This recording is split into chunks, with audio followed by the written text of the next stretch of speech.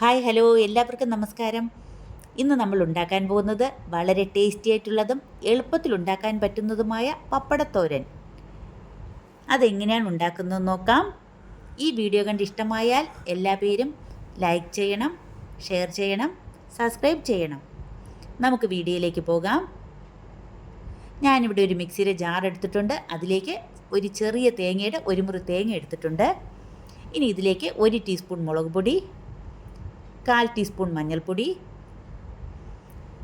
1/4 teaspoon ജീരകം, ഒരല്ലി വെളുത്തുള്ളി, ഒരു വലിയ അല്ലിയാണ് എടുത്തിട്ടുള്ളത്. ഇനി ഇതിനെ നമുക്കൊന്ന് ചതച്ചെടുത്തിട്ട് വരാം. നന്നായിട്ട് അരഞ്ഞു പോവരുത്. ഇനി ഒരു പാൻ അടുപ്പത്ത് വയ്ക്കാം. അതിലേക്ക് കുറച്ച് ഓയിൽ ഒഴിച്ചു കൊടുക്കാം. നമുക്ക് പപ്പടം കാച്ചിയെടുക്കണം. എത്രയാണോ തോരൻ ആവശ്യമുള്ളത് അത്രയും പപ്പടം നമുക്ക് കാച്ചിയെടുക്കാം. ടിഫിൻ കൊണ്ടുപോകുന്നവർക്ക് എളുപ്പത്തിൽ ഉണ്ടാക്കാൻ പറ്റിയ ഒരു റെസിപ്പിയാണ്. വളരെ ടേസ്റ്റിയാണ്. ഇത് പെട്ടെന്ന് ഉണ്ടാക്കാൻ പറ്റുന്ന ഒരു റെസിപ്പിയാണ്. ഞാനിപ്പോൾ ഇവിടെ ആവശ്യത്തിന് പപ്പടമെല്ലാം കാച്ചി എടുത്തിട്ടുണ്ട്.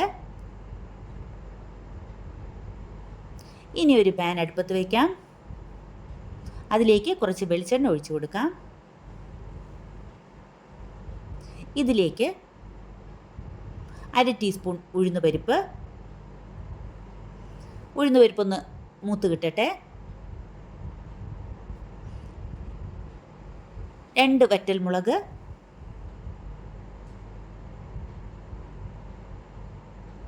കുറച്ച് കറിവേപ്പില.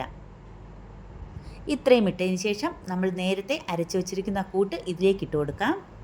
ഇനി ഇതിനെ നമുക്ക് നന്നായിട്ടൊന്ന് ഫ്രൈ ചെയ്തെടുക്കാം. നന്നായിട്ട് ഫ്രൈ ആവണ്ട. ആവശ്യത്തിന് ഉപ്പും കൂടി ഇട്ട് കൊടുക്കാം. ഉപ്പ് കൂടരുത്. നമുക്ക് പപ്പടത്തിൽ ഉപ്പുണ്ട്.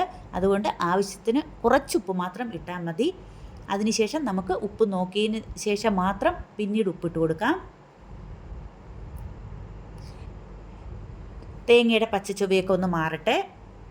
ഇനി നമുക്കിതിലേക്ക് പപ്പടം പൊടിച്ചിട്ട് കൊടുക്കാം. ആവശ്യത്തിനുള്ള പപ്പടം അത്രയും പൊടിച്ചിട്ട് കൊടുക്കാം. ഇനി ഇതിനെ ഒന്ന് നന്നായിട്ട് ഇളക്കി കൊടുക്കാം. പപ്പടവും കൂട്ടും എല്ലാം കൂടെ നന്നായിട്ടൊന്ന് മിക്സ് ആവട്ടെ. ഈ സമയം ഉപ്പ് നോക്കാം. ഉപ്പില്ലെങ്കിൽ കുറച്ചും കൂടി ഉപ്പിട്ട് കൊടുക്കാം. ഏത് കറി ഉണ്ടാക്കുമ്പോഴും നമ്മൾ ആദ്യം കുറച്ച് ഉപ്പേ ഇടാവൂ. അതിന് ശേഷം പിന്നീട് ഉപ്പില്ലെങ്കിൽ മാത്രം ഉപ്പിട്ട് കൊടുക്കാം. ഇപ്പം നമ്മുടെ തോരൻ റെഡി ആയിട്ടുണ്ട്. ഇനി നമുക്കിതൊരു പാത്രത്തിലേക്ക് മാറ്റാം.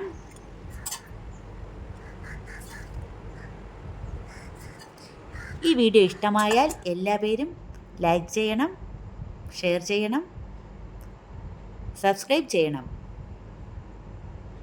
Thank you.